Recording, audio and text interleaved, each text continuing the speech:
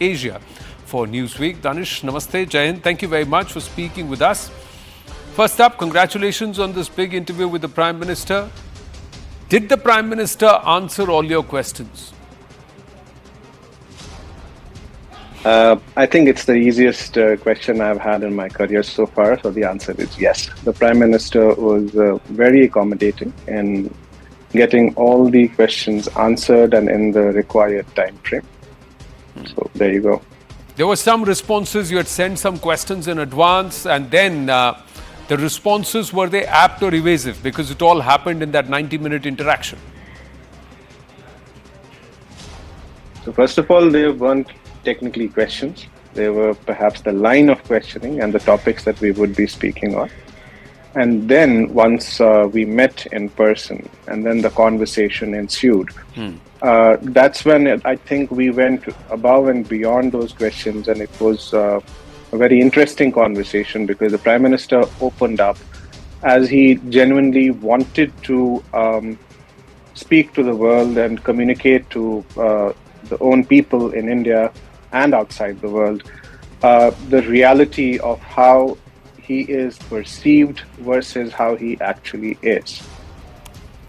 Well, now China has responded to his response or his point of view as far as India-China relations. But how is he perceived? Let's talk about that. How do you think he's perceived internationally? So you see, when you go by the usual media diatribe, or when you go by what is usually written about in the media, it is usually either topic-based or issue-based. In all of those things, the person also, to some extent, gets painted in the light of the topic that is being discussed.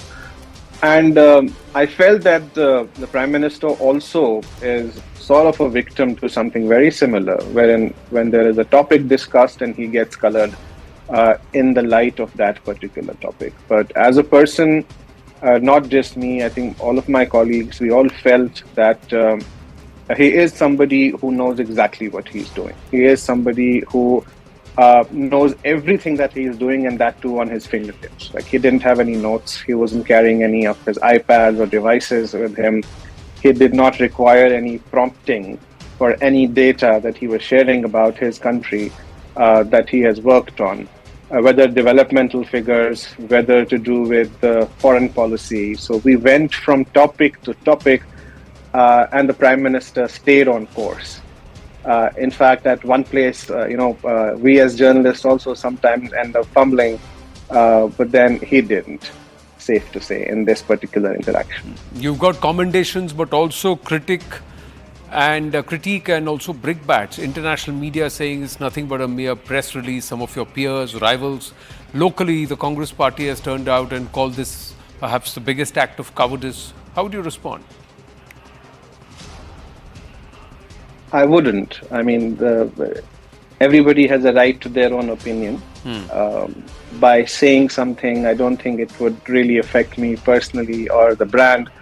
Everybody knows, the readers know, and I think we always head back to our readers, we always head back to our audience, and then we let them decide what they feel about us. At our end, we try to do our job and we try to do it right, but then if somebody wants to nitpick, it is their right, because I also see them as readers, right? So if they are if there are some of them who feel that we have not done a good job, we'll definitely look into it and try and see how we can do a better job. We can definitely never please everybody, because first of all, we are not in the business of pleasing anybody. Right. But then, as I said, I know one thing, that whatever I've written, the conversation I've had with the Prime Minister of India, Narendra Modi, all of that has been published as is, with zero interference or any kind of push from the Prime Minister or his office. Well, final question, Danish. The interview has been headlined or as unstoppable. Who chose the word and why? I think it was a mixed effort. There were a couple of other words that were floating around that we were trying to see how do we label India as. And then we realized that at this point of time, the focus being the Prime Minister, and he's finished his 2 terms successfully. and still his popularity rates are only increasing and not decreasing. It's obvious he is unstoppable. There is no anti-incumbency factor that is seen much on all the social media platforms, on the ground, from the people that we met. We could very well be wrong, but then we can only write about what we see and what we feel, what is in front of us. We don't know what's going to happen in the future.